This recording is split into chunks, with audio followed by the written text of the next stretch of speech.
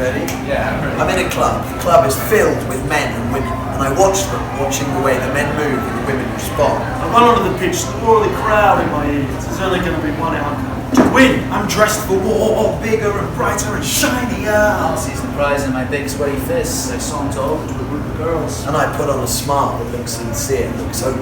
You see, I've seen a guy smile like that before, so I slip into his skin.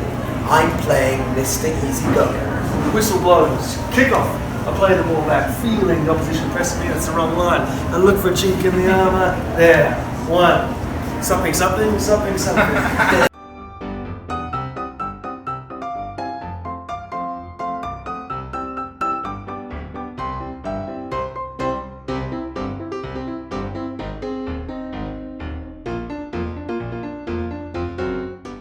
So physical theatre is often a term used to define theatre which is highly physical and visual.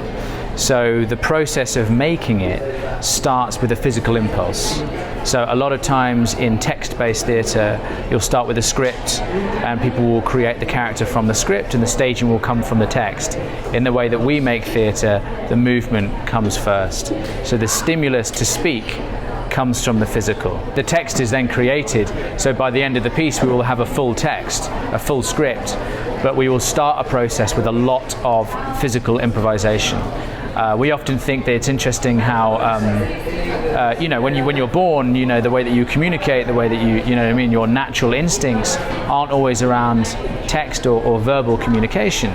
There's a hell of a lot of physical and non-verbal communication, which is inherent to human life and the way that we react and communicate with each other. So I think different aspects of the show become more important in different cultures. We definitely we follow the news, and we definitely were aware of some of the problems that were happening in Venezuela, but also because we're working with the British Council, they are very good at making sure all the different precautions you need to take to be safe, and we trusted in the British Council that we would be safe in our stay here.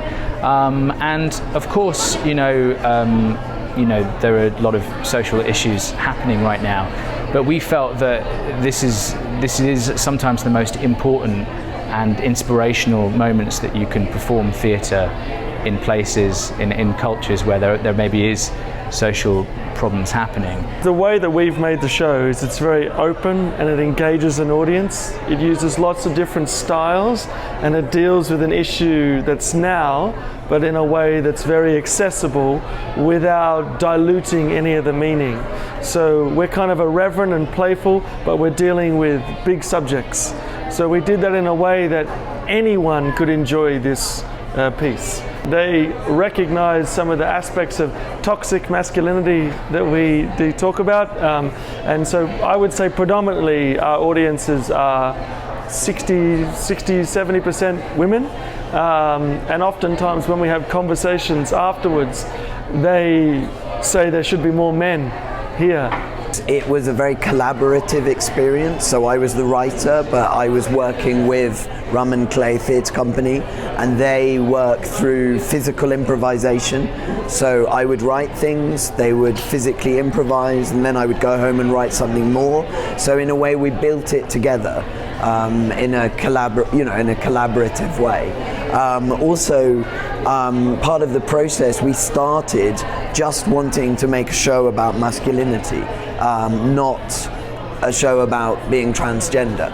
So it's a show about being a man through the eyes of a transgender man. So the idea was always for the show to have a really universal appeal. So it was using being trans as a metaphor for identity in general. I have a mixed relationship with masculinity. I love it and I hate it. And there are some sort of parts of macho masculinity, like this idea of the Lone Ranger, the cowboy, that I love. And even though I might criticize certain aspects of masculinity, I find it, beautiful and seductive, and, there are really incredible aspects to it. But I think that if we can all have a relationship with our gender where it's not about not being macho, but it's about being macho with responsibility, and understanding how your behavior affects women, how it affects men who are less strong, you know, just taking some responsibility for how you project. I think being a gentleman, you know, being a true gentleman. And I think that you can be strong and masculine, but you can be kind and gentle at the same time. You know, the two things are compatible, they can live together.